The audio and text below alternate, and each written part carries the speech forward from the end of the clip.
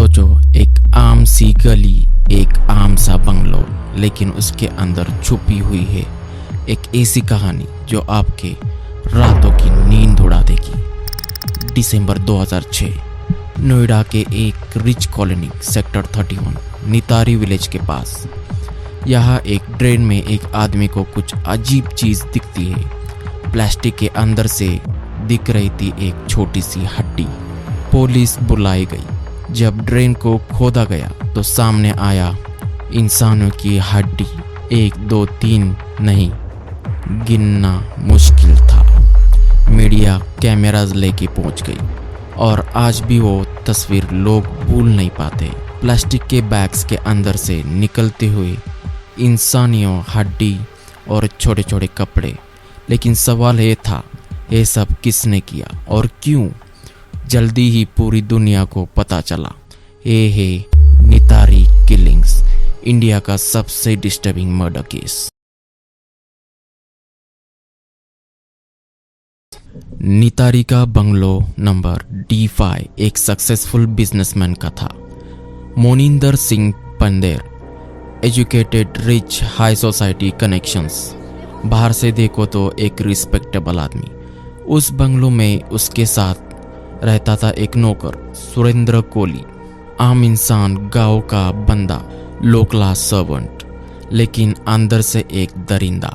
ये दोनों के बीच का रिश्ता एक मालिक और नौकर का था। पर लोगों के दिमाग में ये कंफ्यूजन आज भी है, सिर्फ कोहली गिल्टी था या पंडेर भी। 2005 और 2006 में एक के बाद एक बच्चे नितारी के आसपास से मिसिंग होने लगे। ज्यादातर गरीब फैमिलीज के बच्चे हुए करते थे। पेरेंट्स पुलिस स्टेशन के चक्कर लगाते रहते थे, लेकिन पुलिस का जवाब हमेशा एक ही होता था, आपके बच्चे भाग गए होंगे, आपके घर से ही निकल गए होंगे। पर 29 दिसंबर 2006 सब बदल गया। ड्रेन के अंदर से निकली एक लड़की की छोटी सी चप्पल और उसके पास एक हड्डी। नेक्स्ट डे जब ड्रेन और खोदा गया तो अंदर से 16 से ज्यादा हड्डियां और खोपड़ियां आई। जो कोई भी आजू बाजू था वो सब हैरान रह गए थे। मीडिया का क्राउड इतना बड़ा था कि पूरा नितारी एक क्राइम कार्निवल बन गया।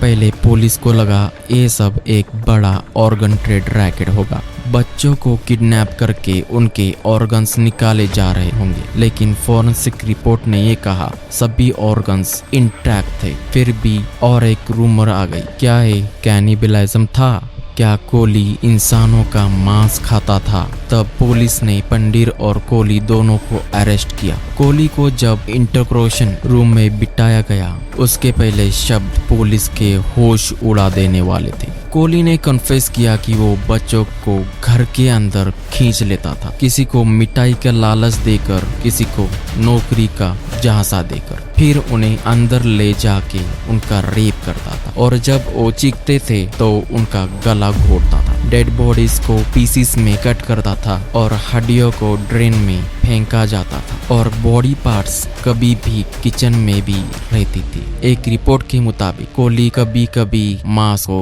कुक करता था, इसलिए कैनिबलिज्म को एंगल इतना बड़ा बन गया। लेकिन ऑफिशियली ये प्रूफ नहीं हुआ। पुलिस ने घर से खून के निशान वाले कपड़े और उनके खिलौने जब्त कर लिए और एक बाथरूम जहां टाइल्स पर अभी भी खून के डब्बे लगे हुए थे। विक्टिम्स की गिनती ऑफिशियली 16 थी, लेकिन लोकल्स कहते थे 40 से 50 लोग मिसिंग थे। सच्चाई कभी सामने नहीं आई। 2007 में जब एक केस न्यूज चैनल पे चलाया तो इंडिया भर में नफरत और डर फैल गया था। बच्चों के माँ बाप कैमरास के सामने रोते रहे, हमारे बच्चे कौन ले गया? क्या उनकी भी हड्डियां उस ड्रेन में थी? मीडिया ने इस हाउस ऑफ हॉरर्स नाम दे दिया।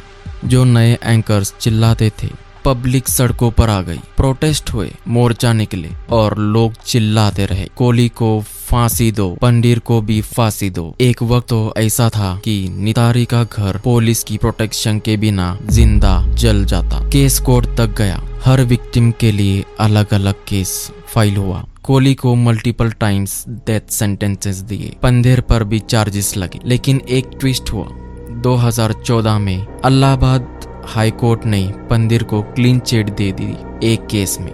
फिर 2023 में सुप्रीम कोर्ट ने भी पंडिर की एक कन्विक्शन हटाई, लेकिन अब भी कई लोग मानते हैं पंडिर ने भी जरूर कुछ जानता होगा। आफ्टर ऑल, एक मालिक अपने घर में हो रही इतनी बड़ी किलिंग स्प्री से अनजान कैसे हो सकता है। नितारी किलिंग्स ने इंडिया के सिस्टम की एक बड़ी कमी एक्सपोज की। पुलिस ने शुरू में मिसिंग कंप्लेंट्स इग्नोर की। अगर ये पहले एक्शन लिया हो तो शायद कई जाने बच जाती। इस केस के बाद मिसिंग चिल्ड्रंस लॉज और स्ट्रिक्ट हुए। National commission for protection of child rights ने इन्वेस्टिगेशन पर क्वेश्चन उठाए। आज भी हर साल 1000 से बच्चे इंडिया में मिसिंग होते हैं और हर पेरेंट्स के दिमाग में एक ही थॉट आता है, हमारे बच्चे का क्या नितारी जैसा हाल तो नहीं होगा। एक बंगलो, एक ड्रेन और एक नौकर की कहानी जिसने इंडिया को हिला दिया, पर असली राज अभी भी छुपा है। क्या सच में विक्टिम सिर्फ 16 थे? क्या पंडिर वाकई इनोसेंट था या फिर असली मास्टरमाइंड अभी भी किसी और जगह छुपा है? नितारी किलिंग्स हमेशा एक रिमाइंडर है कि कभी भी सबसे डरावनी कहानियां वो होती है जो एक आम गली, एक आम घर और एक आम इंसान के पीछे छुपी होती, और शायद हम अभी भी पूरी सच्चाई